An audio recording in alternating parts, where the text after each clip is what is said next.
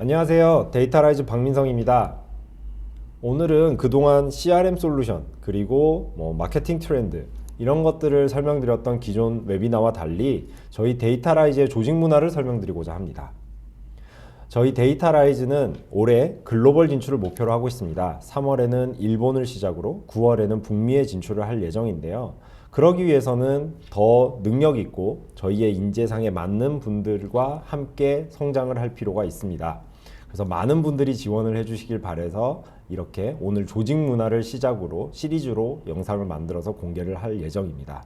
많은 관심 부탁드리고 이 영상들을 보신 뒤에 데이터라이즈라면 진짜 같이 일해볼 만하다라고 생각이 드시면 언제든 지원해 주시면 좋겠습니다. 네, 시작하겠습니다. 여러분 이런 뉴스 많이 접하셨죠? 현재 미국에는 여러 가지 이유가 있지만 도둑이 너무 많아서 매장 운영이 어려워 문을 닫는 곳들이 많다고 합니다. 피해액도 몇십 조에 달한다고 하는데요. 한국은 어떤가요?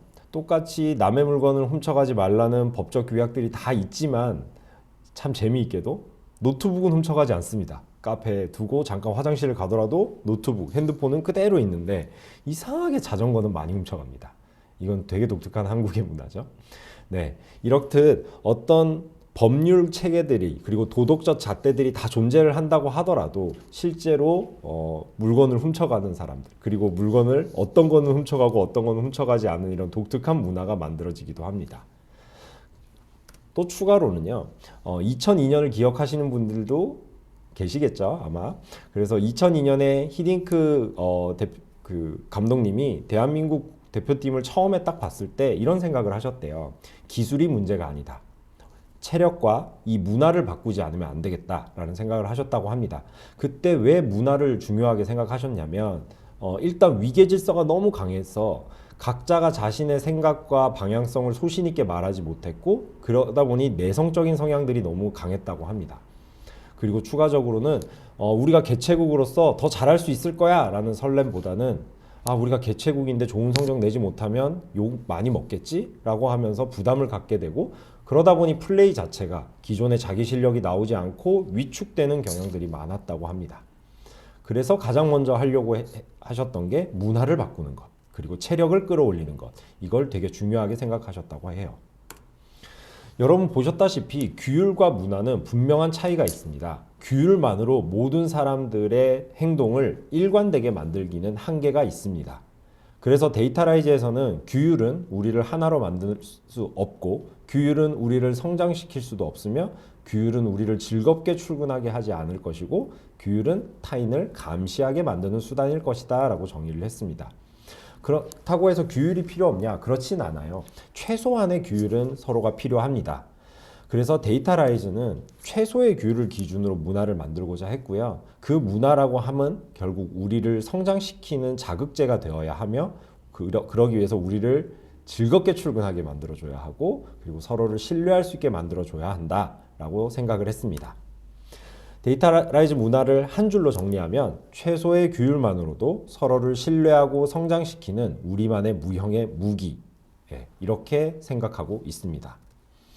실제로 The Cultural Iceberg 모델을 보시면 우리가 명확한 비전과 미션, 그에 따른 정책이나 구체적인 전략들을 잘 마련한다고 하더라도 결국 그것들을 떠받드는 것은 물밑에 존재하는 눈에 보이지 않는 우리만의 문화입니다.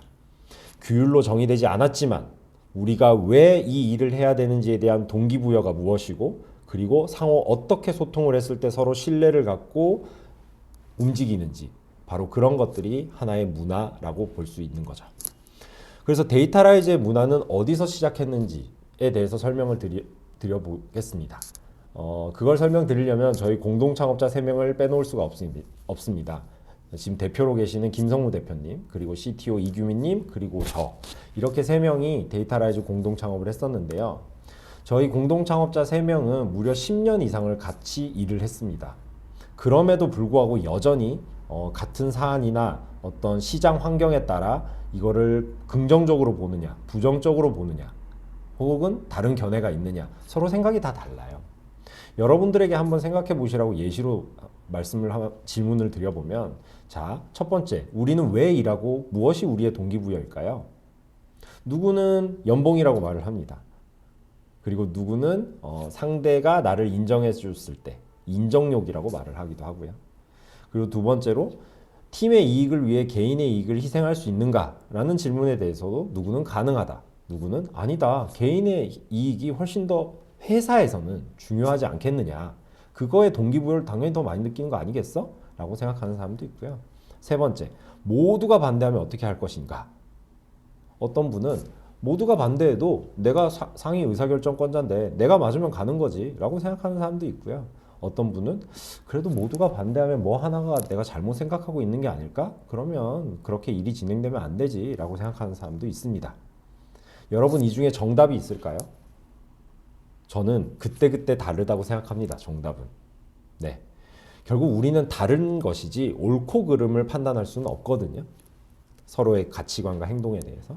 그래서 데이터라이즈가 첫 번째 문화를 만들 때 했던 질문은 각자 개성이 다른 사람들이 모여서 시너지가 나려면 어떻게 해야 될까? 이게 첫 번째 질문이었습니다. 그러려면 이제 우리가 구체적으로 언제 개성이 다른 사람과 일을 했을 때 즐거운지를 정의할 수 있어야 되고, 그리고 우리가 말하는 그 시너지라는 게 도대체 무엇이고 언제 느끼는지 이걸 또 정의할 필요가 있었습니다. 잘 아시겠지만 저희 공동 창업자도 이렇게 스타일이 다른데 앞으로 우리와 함께 하시는 분들을 아무리 단일 잣대를 갖다 댄다고 하더라도 생각이 똑같은 사람을 뽑을 수는 없거든요. 그래서 데이터라이즈의 문화를 앞으로 계속 발전시켜 나갈 때는 바로 이 첫 질문, 개성이 다른 사람들이 서로 일을 했을 때 어떻게 시너지를 내게 할 것이냐, 바로 이게 가장 중요한 질문입니다. 자, 그러면 여러분들 언제 생각이 다른 사람과 일을 했을 때 불편하셨나요? 여러 가지 이유가 있겠지만 저희 데이터라이즈는 이렇게 네 가지 정도가 있다고 생각을 했습니다. 먼저 첫 번째로는 상대방의 KPI나 목적을 정확히 모를 때, 그리고 두 번째는 상대방의 실력이 정확히 어떻게 되는지 가늠하기 어려울 때, 세 번째는 상대방의 행동이 뭐 A 회의실에서 A라는 팀과 얘기할 때는 긍정적이었는데 약간 비슷한 사안을 B팀이랑 회의를 할 때는 다른 얘기를 한다거나 부정적으로 한다거나, 이렇게 행동이 일관되지 않을 때도 우리는 같이 일하는 게 되게 불편하고요. 그리고 같은 목표를 공유하고 있다는 느낌이 들지 않을 때, 뭔가 저 사람이 다른 꿍꿍이가 있는 게 아닌가라는 생각이 들 때 우리는 불편함을 느낍니다. 그러면 이 불편함을 느끼는 걸 반대로 바꾸면 즐겁겠죠. 네. 그게 뭐냐? 첫 번째, 상대방의 목적과 의도를 명확하게 내가 알고 있고 그걸 토대로 대화를 할 때. 두 번째는 같은 목표를 공유하고 있다는 확신이 들 때. 세 번째는 상대방의 장단점을 명확히 알아서 그 단점을 내가 보완해주고 오히려 나의 단점을 상대방이 보완해줄 수 있다고 믿을 때. 네 번째는 나의 예상 가능한 범위 안에서 타 구성원이 말과 행동을 할 때. 저는 이 네 가지가 개성이 다른 사람과 일을 했을 때 즐거운 거라고 생각을 합니다. 자, 그렇다면 시너지는 뭘까요? 여러분들 이미 알고 계십니다. 이것도 한 네 가지 정도로 정리를 해보면, 내가 어떤 아이디에이션을 하거나 견해를 내려고 했는데 전혀 고려해보지 못한 부분을 색다른 시각에서 더 이야기를 해줬을 때, 그리고 그게 서로 시너지가 난다라고 표현을 하죠. 두 번째는 함께 만든 논리와 결과가 결국 좋은 평가로 이어졌을 때. 세 번째는 공통의 목표를 명확하게 달성했을 때, 그리고 그 목표가 나 혼자 할 때보다 더 120%, 150%, 더 나가서는 200% 높은 목표였고 그 목표를 달성을 했을 때 우리는 시너지가 난다라고 보통 말을 합니다. 그래서 데이터라이즈에서는 개성이 다른 사람이 서로 시너지를 나게 하기 위해서는 아주 기본적으로 이 6가지 키워드를 명심해야 됩니다. 첫 번째는 자신에 대해서 명확히 이해해야 하고요. 두 번째는 그 자신에 대한 이해를 솔직하고 일관되게 타 구성원들에게 표현할 수 있어야 합니다. 그리고 당연히 그렇게 표현을 할 때는 상호 존중과 신뢰가 바탕이 되어야 하며, 상대의 의견에 대해서는 최대한 경청하는 자세, 그리고 마지막 6번째로는 우리가 어떤 대화를 할 때 두루뭉술하게 서로의 의견을 주고받기보다는 명확한 지표로 소통하려고 노력하는 자세, 이 6가지가 매우 중요하다라고 정의를 했습니다.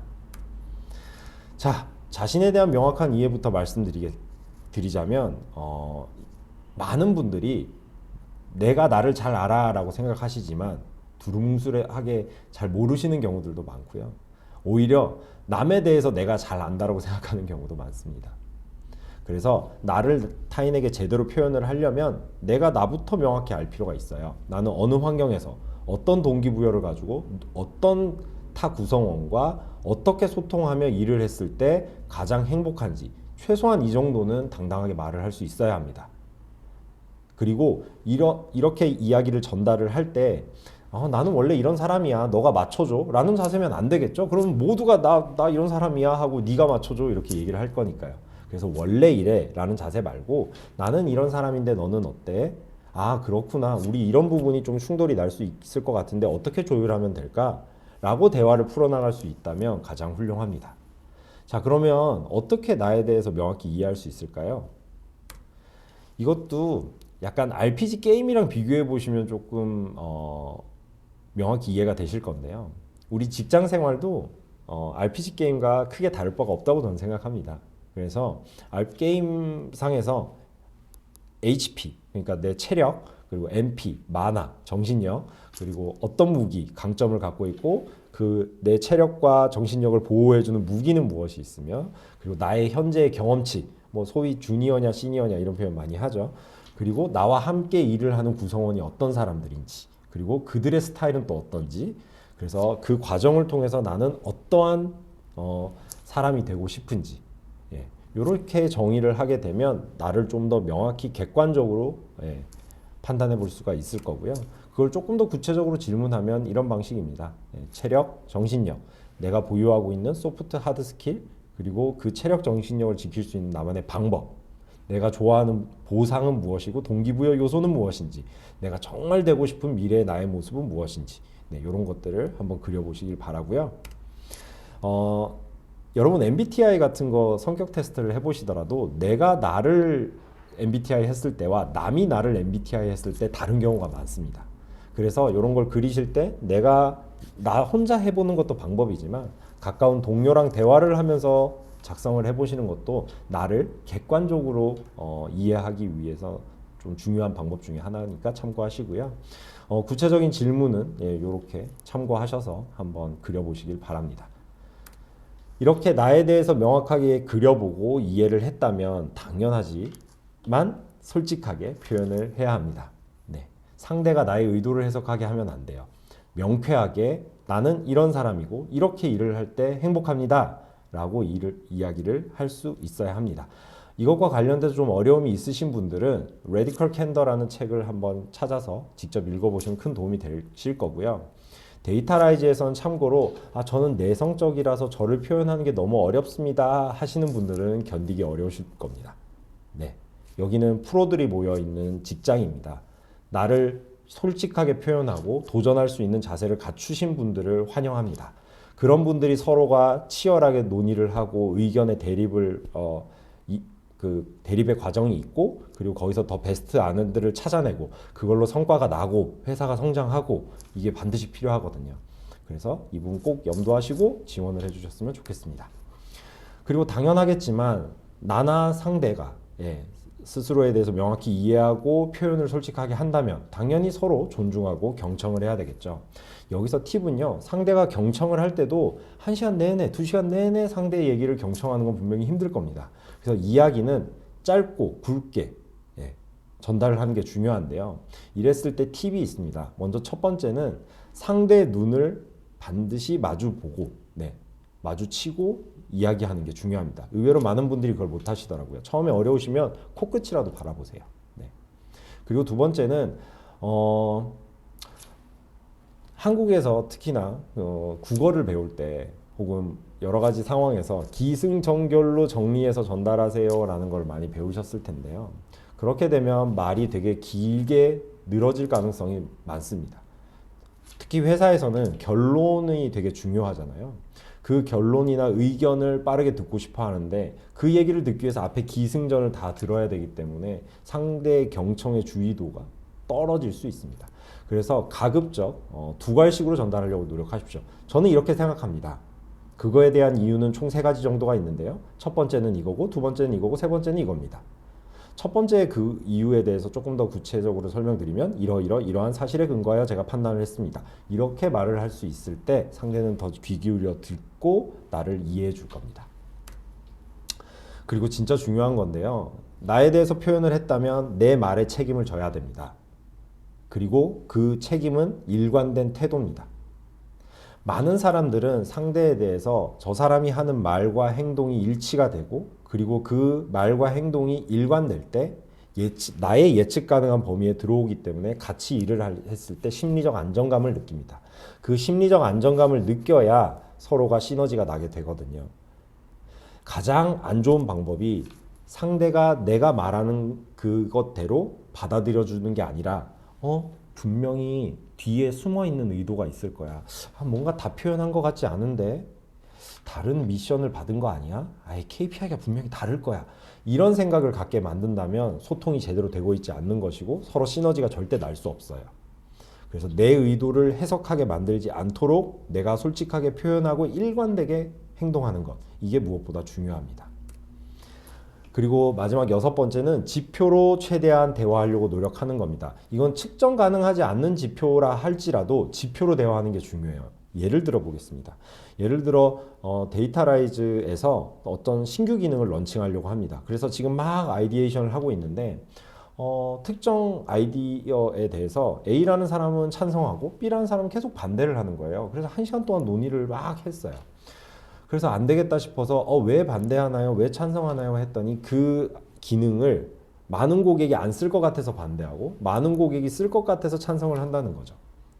그러면 많이 쓴다라는 거는 어떤 기준으로 판단하시나요? 그랬더니 찬성하는 쪽에서는 예를 들어 100개 고객사가 있으면 50% 이상 있으면 많이 쓴 거 아닐까요? 그랬더니 반대했던 분은 50%만 쓰면 많이 쓰지 않는다라고 생각했던 거예요. 그래서 반대를 하고 있었던 겁니다. 그래서 그 수치를 맞추고 나니까 서로 그거 한번 해보자 라고 일사천리로 대화가 풀렸어요. 즉 아까 다시 말씀드리지만 측정 가능한 지표로 대화하면 가장 베스트입니다. 하지만 측정되지 않더라도 미래에 대해서 서로가 받아들이는 긍부정이 다르기 때문에 그 미래에 대한 예측치도 서로 지표로 대화하려고 노력하는 자세가 중요합니다. 그래야 서로 빨리 대화가 효율적으로 진행되고 끝날 수 있거든요. 자, 다시 한번 말씀드립니다. 이 6가지 키워드, 자신에 대한 명확한 이해, 솔직함, 그리고 일관된 표현, 그리고 그거의 밑바탕이 되는 상호 존중과 신뢰, 경청하는 자세, 마지막으로 지표로 대화하려는 노력. 이게 데이터라이즈를 대표하는 6가지 키워드고요. 이 6가지 키워드에 공감하신 분들, 저희 데이터라이즈에 꼭 지원을 해주시길 바라고요. 참고로 저희 데이터라이즈에 오시게 되면 당연히 이전 직장이나 이전에 경험하셨던 조직 문화 충돌이 있을 수도 있습니다. 그런 상황에서 혼자 묵묵히 그거를 어떻게든 이겨내려고 하시는 게 아니라 데이터라이즈는 중간 관리자인 챕터 리드와 PM 그리고 최종 책임자인 CXO들이 언제나 열려 있습니다. 그래서 항상 그때 자신의 혼란스러운 상황은 원어원으로 요청하시고 그 원어원에서 대화를 해서 새롭게 적응하고 진행하면 되니까 부담 없이 저희 회사에 지원하셔서 함께 이 배에 올라타셨으면 좋겠습니다. 다음 시리즈에서는 원어원은 무엇이고 어떻게 진행해야 되는지 그리고 데이터라이즈에서 개인의 성장이란 어떻게 해야 하는 것인지에 대해서도 정리해서 공개해 드리도록 하겠습니다. 네, 긴 시간 들어주셔서 감사하고요. 데이터라이즈 박민성 CSO였습니다. 감사합니다.